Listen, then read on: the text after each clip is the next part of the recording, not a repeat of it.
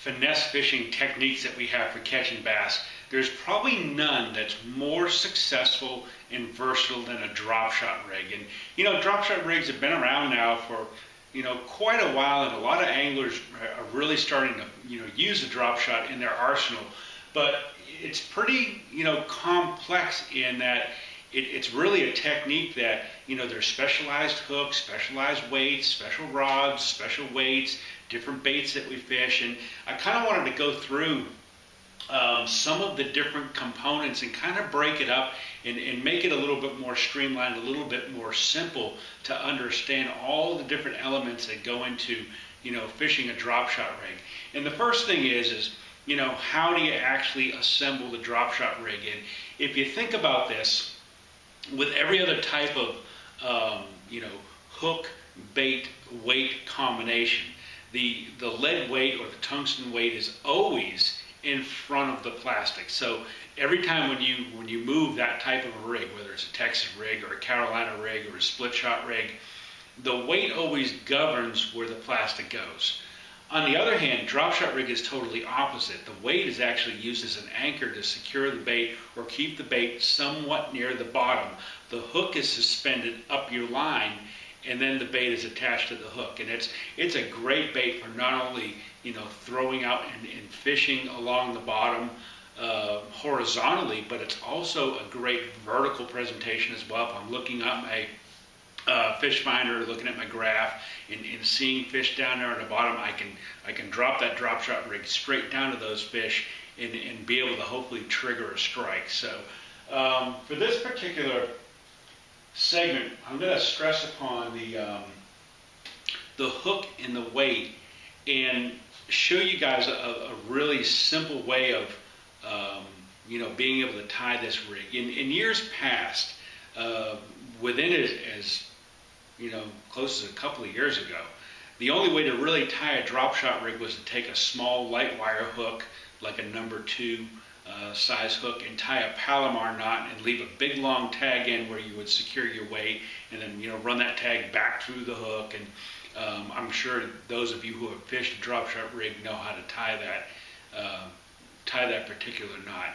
Just an oversized Palomar knot with a big tag end to put your weight on. The guys at VMC have come out with this hook called the spin shot hook, which is becoming one of my favorite tools that really saves me a lot of time when I'm trying to tie this knot. And basically all you do, the spin shot hook has a small barrel swivel that's attached to the shank of the hook that, number one, lets this hook swivel, so I don't put any line twist in my line when I'm shaking that drop shot rig.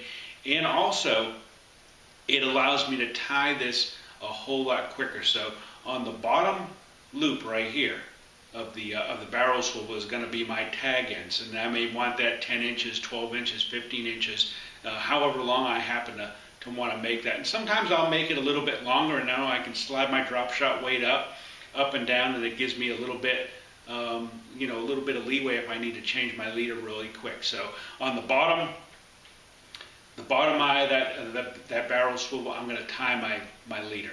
On the front line tie of the barrel swivel is going to be my main line coming from my fishing rod. So all you do is you basically tie 2 knots. You tie 1 knot to the top eye, 1 knot to the bottom tie, weight goes here, and now you're in business. No more need for tying that Palomar knot, leaving a tag in, and kinking up your line and making sure everything's snug. This is a much easier way to do it with this spin shot hook. And most of the times I'm going to use a number 2, but they make a variety of different sizes, from real tiny little hooks all the way up to a 1/0 hook. So if you happen to be throwing a drop shot rig around some cover or structure or something like that, you can beef it up and go to a bigger hook. But most of the time I'm going to fish a number 2 size hook. Seems to be what works great most of the time.